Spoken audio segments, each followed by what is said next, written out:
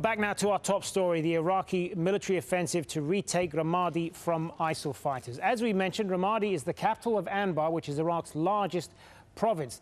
Now, the capture of the city was important for ISIL to establish supply lines from Syria into Iraq. It allowed the group to bring fighters from its Syrian stronghold of Raqqa through Deir ez-Zor and El Mayadin to Ramadi. The city is just 110 kilometers west of the capital, Baghdad. Well, joining us live now from Washington to talk more about this is Ismael Alsodani. He's a retired brigadier general of the Iraqi army and also a former Iraqi defense attaché to the US. Thank you for being with us. Now, first of all, just talk us through then some of the phases that occur when trying to take back a city like this.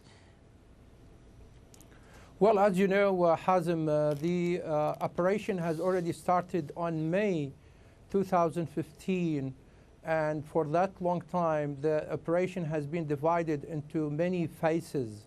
The phase one is to control on the exits and cordon the city outside the city.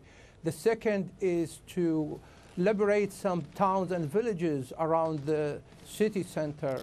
And as you know, one of the major wrong that committed by ISIS, they have exploded all the bridges around the city, so they have isolated themselves from the logistic line and then from any communication line from outside.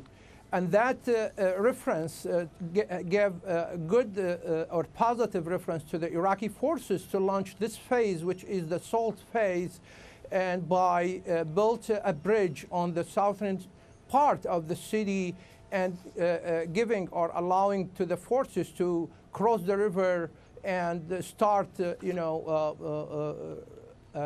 killing and clearing the city from ISIS elements.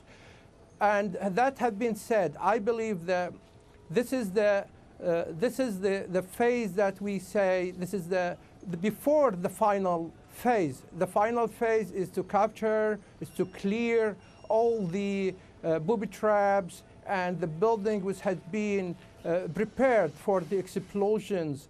And the Iraqi government and the Iraqi forces should work together to provide logistics and services required, and to provide the infrastructure and restore the life in after the liberation of the city. And if ISIL are driven out of Ramadi, where are they likely to disperse to? They're not going to just disappear completely, are they?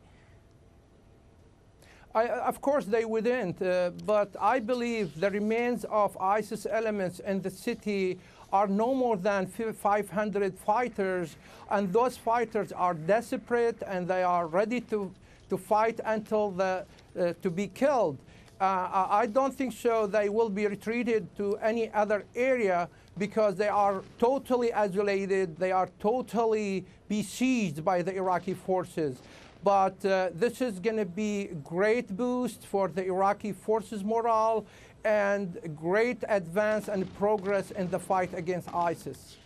Well, how difficult, I mean, ISIL has proven to be quite resilient in the past, though, haven't they? I mean, how difficult will it be to hold this city and not allow it to be retaken by ISIL? I think the plans are prepared now, and I think there are lots of forces has been trained and ready to hold the ground after liberation of the city. The police of the Ramadi themselves are prepared, and they are fighting with the Iraqi Special Operation Forces, and they will provide the security after the liberation. I think this is one of the lessons learned from the past operations, and the Iraqi forces are ready to make progress and to take even Fallujah after taking Ramadi. Good to speak with you, Brigadier General Ismael Alsodani. Appreciate your analysis there in Washington. Thanks for being with us.